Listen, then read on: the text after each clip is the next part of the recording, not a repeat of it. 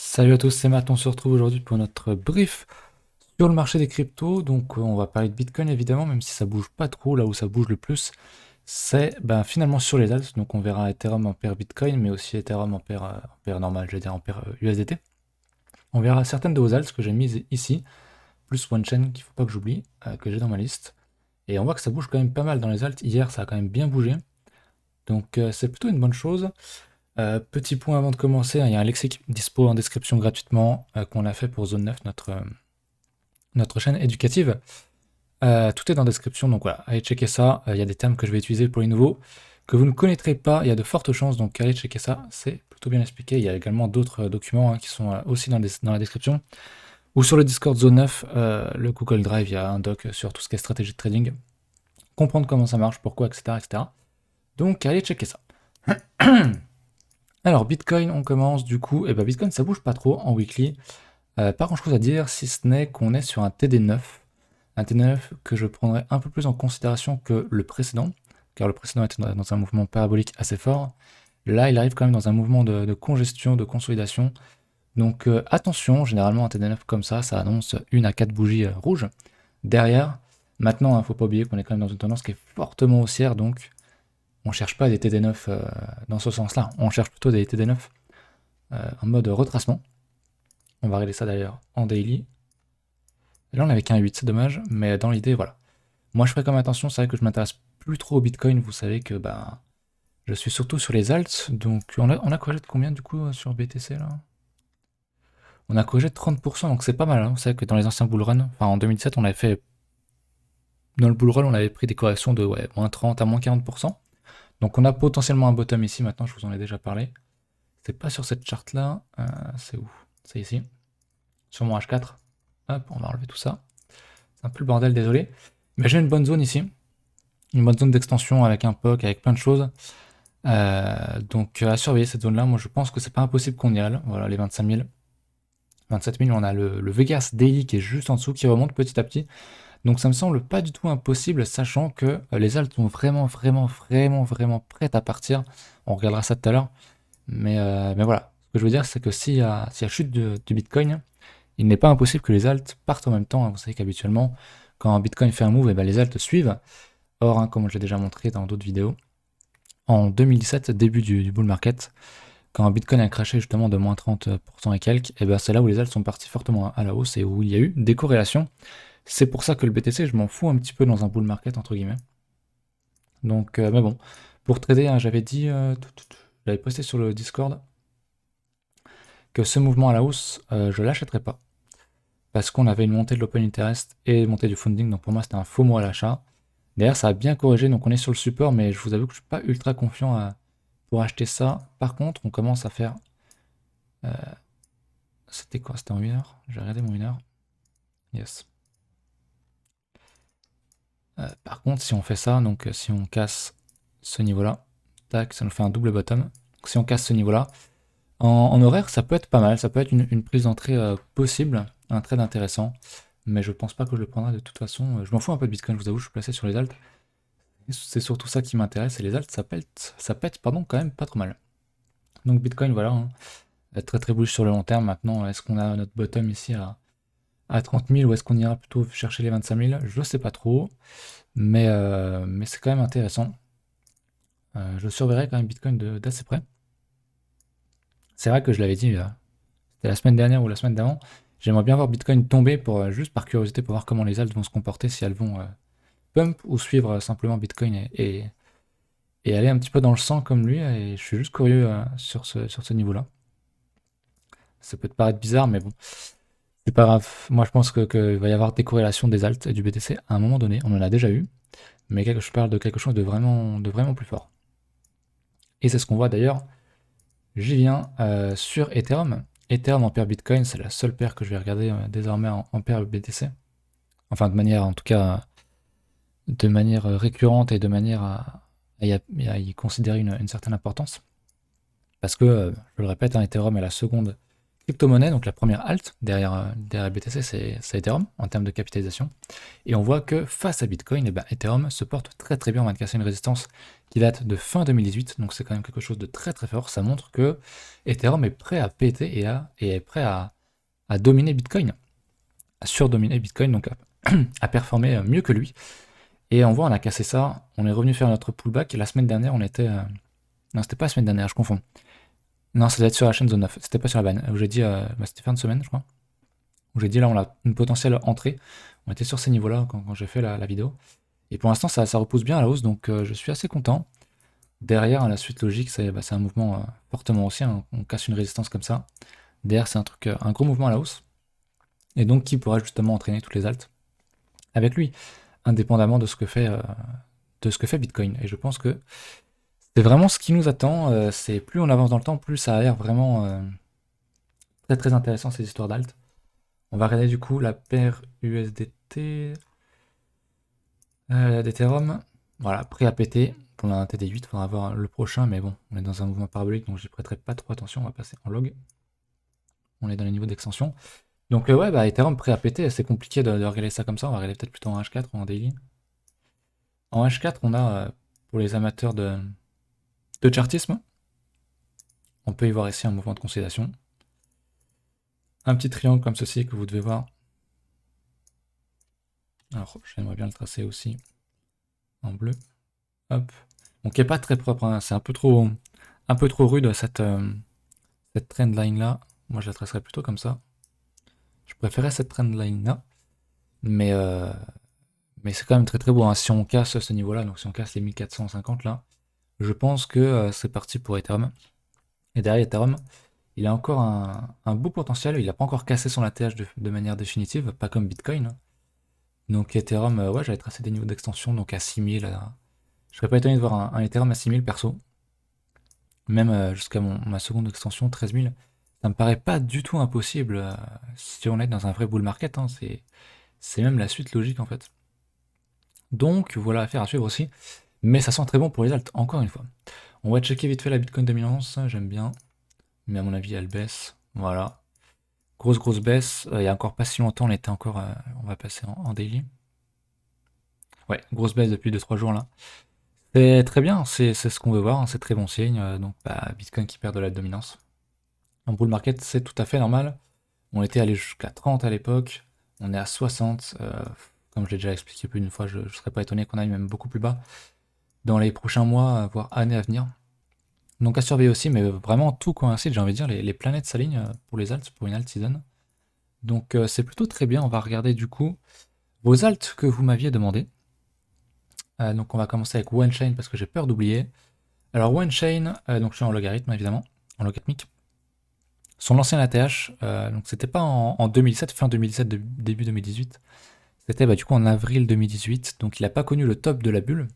Donc sur un retour à ATH, sachant que c'est pas le top de la bulle, c'est quand même 2000%, donc c'est quand même déjà très très bien. J'en ai du OneChain, c'est un actif qui m'intéresse énormément. Et ce qu'on voit, on dirait vraiment la Ethereum contre BTC qu'on a vu juste avant, à savoir une résistance qui est là depuis 2018-2019. Et ce qu'on va voir, c'est casser ce niveau-là, hein. Si on casse ça, alors si on a la chance de faire un pullback, ça va être un niveau à payer. Puis derrière, en principe, hein, c'est Moon, hein. Ça ressemble également, alors je sais pas si je vais pouvoir le dessiner ici. Je regarde, si, il y en a. Ça ressemble à un petit épaule, tête-épaule, pour ceux qui sont fans de chartisme. On a la même chose, hein, sur Ethereum en paire BTC. Et voilà, c'est juste une figure bullish, donc de retournement de tendance. On est en tendance baissière, retournement de tendance, donc tendance haussière à suivre, a priori. Et c'est très très fort, on est en weekly, donc c'est vraiment des choses qui sont très très intéressantes à regarder. Le chartisme, personnellement, en dessous du daily, voire du H4, je regarde pas trop, mais là on est en weekly, donc c'est très très très très très puissant. Donc si on casse ce niveau-là, OneChain, je pense que ça va péter à la hausse. Voilà, OneChain très très intéressant. Il n'y a plus qu'à attendre la confirmation, donc le break des 0,5-0,6 $. Très très beau. Alors ensuite on a le XRP. Le XRP qui était un petit peu rect par la SEC. Donc comment dire, le gendarme américain des marchés financiers, qui avait pris à l'époque quand même Un bon moins 77%. Putain, ça fait mal, hein. Ça fait très très mal. Comme j'ai dit, moi je pensais éventuellement racheter le support là, mais c'est vrai que comme du coup je suis passé sur une stratégie que sur des actifs à risque, enfin à risque. XRP en fait partie du coup, mais avec un retour sur investissement beaucoup plus haut que 1000%, beaucoup plus grand. Du coup le XRP ne m'intéresse pas, et puis en plus il y a l'histoire de la SEC, où j'avoue ça donne pas du tout confiance, même si c'est très certainement du FUD, et qu'on ira, comme j'ai déjà dit il y a quelques semaines, très certainement rechercher son attache et peut-être même l'exploser. Mais voilà, il y a un risque quand même que le truc disparaisse, on sait pas si c'est du FUD, si c'est vrai ou pas. Voilà, t'as un actif qui est dans le viseur du gendarme américain. Donc personnellement, ça ne m'intéresserait pas, je suis pas du tout intéressé par prendre du risque là-dessus. Mais techniquement, bon bah on a un gros regain d'intérêt actuellement.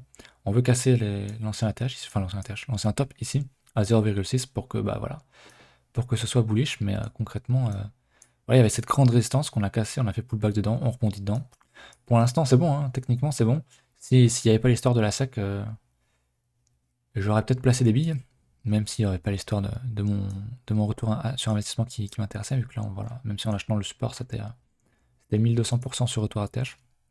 J'ai trouvé bien mieux ailleurs, donc c'est pour ça que de toute façon, XRP ne m'intéresse pas. Le niveau fondamental pue un peu, même si c'est peut-être du FUD. Personnellement, je suis pas intéressé, mais techniquement, bah c'est pas trop sale. Voilà, faut le noter, c'est pas un truc sale. C'est même assez intéressant. Donc pourquoi pas. Ensuite, on a quoi?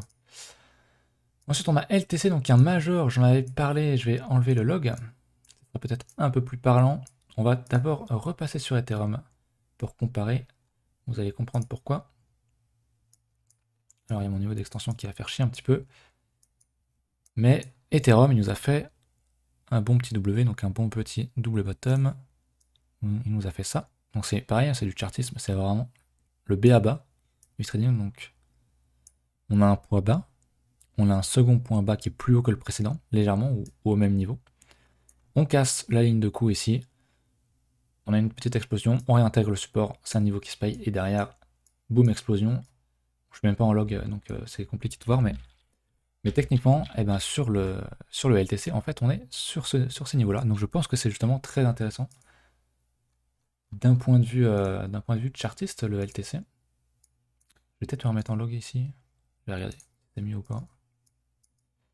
On va enlever le log. Donc on a exactement la même chose. Le LTC, ça fait longtemps que j'en parle.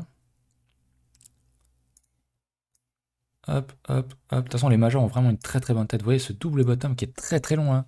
Le plus bas était en fin 2018. C'est monstrueux. On casse la ligne de coup ici. On est en gros sur le support. C'est pour moi une zone d'intérêt. Et derrière, je serais pas étonné de le voir faire comme Ethereum, donc à revenir et chercher son étage qui est ici à 360. Donc à savoir un bon x2, quoi. x2, x3. Donc c'est pas si mal. Alors, selon moi, j'achèterais pas ça parce que c'est un major et ça m'intéresse pas de faire x2.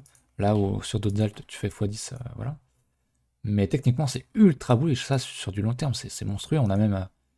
Voilà, c'est même du monthly, quoi. Je veux dire, on avait un beau TD9 ici, d'ailleurs. Magnifique. On a un double bottom en monthly, c'est juste insane. C'est réellement insane. C'est vraiment très beau. Et les majors ont toutes la même tronche. D'ailleurs, je sais que EOS, donc EOS, est en gros par ici, quoi. Ça congestionne, il n'y a aucune volatilité. Et EOS, je ne serais pas étonné de le voir faire ça derrière. Bitcoin Cash est un peu comme LTC. On va regarder EOS, tiens. On va le regarder plutôt ici. EOS, Ampère, USD, voilà. Alors, le bottom, le top de la bulle, c'était où? C'était là. Ah, mais je suis en dollars. Donc, je serais pas étonné de le voir faire un double bottom, quelque chose comme ça. Tac, tac, tac, et derrière, hop, on casse ce niveau-là. Si on casse ça, c'est ultra bullish. Pour l'instant, il range aucune volatilité, ça pète un peu partout, hein, autant Bitcoin, autant Ethereum, autant toutes les alts, mais EOS ne bouge pas, donc je serais pas étonné de le voir péter prochainement lui aussi. Les majors sont très intéressants, ils donnent vraiment des gros signaux sur du monthly, quoi. C'est vraiment sur du mensuel, alors que les autres alts, c'est de l'hebdo, mais ça reste tout aussi intéressant. Je voulais parler d'un autre truc, j'ai oublié. Ah oui. En parlant de clôture mensuelle sur Bitcoin, il n'y a pas si longtemps, avant qu'on pump un petit peu, on était ici en clôture mensuelle, on était sur les 30 000, donc c'était pas très beau. Et depuis quelques jours, on est remonté un petit peu. Donc on a une clôture mensuelle qui est quand même pas trop dégueulasse. Bon là, ce TD9 aussi qui fait un peu chier comme en weekly. Mais concrètement, c'est pas aussi sale que ça l'était il y a 1 ou 2 semaines. Donc affaire à suivre. Même si, comme j'ai dit, Bitcoin ne m'intéresse pas actuellement, je préfère aller sur les alts. Alors, en parlant d'alt, XRP LTC c'est fait, on m'a demandé LSK. Ouais. LSK déjà en linéaire, c'est typiquement le genre de truc que tu veux acheter, quoi. C'est aucun intérêt ici, personne ne s'y intéresse. Et pourtant, quand on zoome un peu, quand on se met en logarithmique, qu'est-ce qu'on voit? On voit des choses très intéressantes. On voit une belle consolidation ici, tac, tac, tac, tac. Si on casse ça, ce gros niveau-là, c'est extrêmement bullish. Si on casse ça, c'est un achat en fait. C'est un achat, donc si on casse les 2$, c'est extrêmement bullish. Et puis derrière, hein, voilà. Au cours actuel, un retour sur ATH. Un retour sur ATH, c'est 2800%. Donc ça change de LTC qui fait x3, quoi. Dans l'idée, c'est pour ça que je préfère les alts. Et très franchement, c'est très très sexy ce qu'on voit ici sur les LSK. On a un gros niveau ici, je vais plutôt tracer une zone. Mais dans l'idée, je pense que vous l'aurez vu. On a une grosse zone ici. Hop, résistance. On casse ça, c'est Moon en fait. Hop, je vais repasser en linéaire pour que vous voyez bien le délire. Donc voilà, on casse ça, c'est exactement comme ETH BTC, la même résistance depuis fin 2018. On casse ça, puis derrière, voilà, c'est un gros mouvement à la hausse. Alors je sais, ça paraît improbable, ça paraît impossible, mais rappelez-vous de mon petit BQX. Voilà, lui il est en train de complètement exploser. On avait la même résistance, ce que j'ai passé en support d'ailleurs. Moi j'avais acheté, je passé en logarithmique. Hop, j'avais acheté ce niveau-là. Et je peux vous dire que je suis bien content. Bon, j'ai sorti pas mal de billes. J'ai tout sorti ici, sur du 4000%, mais il est allé jusqu'à 22 000%. Donc il est quasiment à son attache. Et vu la vitesse à laquelle il va à son attache, je me demande s'il pourrait pas aller carrément plus haut. Et donc, toutes les autres alts où je suis, on va regarder, je sais pas, un truc au pif qui est là depuis longtemps. Un truc qui était là il y a longtemps. Un truc qui est un minimum sérieux, pas facile à trouver parce que j'ai vraiment pas mal de shitcoins. Un genre le Loom, hein, je crois. Enfin, sérieux, c'est vite dit. Le Loom était pas là depuis 2017. Voilà, typiquement le AMB que j'ai renforcé, qui va nous faire un potentiel 6000% sur retour ATH. Et bah pareil, est-ce qu'il pourrait pas juste faire une énorme bougie comme ça, et puis les mois derrière, soit consolider, soit bref, on s'en fout. Mais est-ce que dans la bulle qu'on va avoir en 2021, est-ce qu'il irait pas plus haut, quoi? Est-ce que toutes les alts n'iraient pas faire un nouveau plus haut? Et si c'est le cas, ça serait vraiment, vraiment, vraiment fou. On reconnaîtrait vraiment la giga folie de 2017. Mais bon, seul le temps nous le dira. Donc voilà, LSK, très très propre. Techniquement, on casse ce niveau-là. Et ça pète, je pense. Waves est déjà bien parti. Donc pour du long terme, je ne serais absolument pas intéressé. Depuis son bottom, il est en 1200%. Donc si tu as acheté ici, c'est intéressant de prendre des profits. On est juste à côté de la TH, donc pour moi, ça ne m'intéresse pas du tout. Maintenant, voilà, si on passe en daily, moi je vois des choses.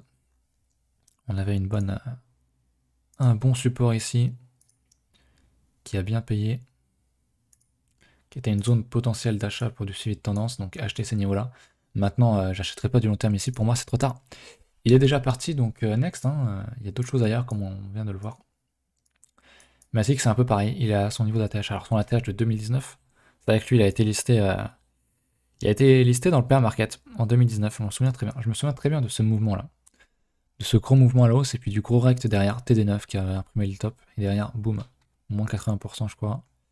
Moins 85%, ouais. Donc si t'en as, c'est bien. Après, techniquement, c'est bien, hein, je veux dire, on casse un gros niveau ici. Oula, c'est pas le seul que je voulais utiliser. On a lancé un TH ici, qu'on va casser sans doute. Si on casse ça, c'est très très bullish, y a pas de problème. Maintenant, la question que je me pose, c'est est-ce que c'est rentable niveau retour sur investissement par rapport aux autres, voilà. Par rapport aux autres alts, comme j'ai vu, je sais plus quoi, là, qui va faire 6000% sur retour ATH.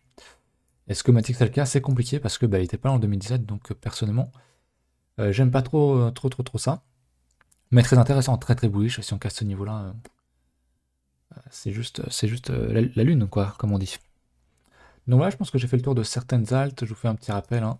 Chaîne éducative, zone 9 en description avec un lexique qui est disponible en description. Toute une documentation avec des documents dans ce genre-là. N'hésitez pas à aller checker. N'hésitez pas à me laisser un commentaire pour me dire ce que vous voulez que je regarde pour la semaine prochaine. Et puis voilà, écoutez, on se laisse là-dessus. Que le sort nous soit favorable sur les altcoins et sur les cryptos de manière générale. Et puis écoutez, je vous dis à la semaine prochaine. Salut!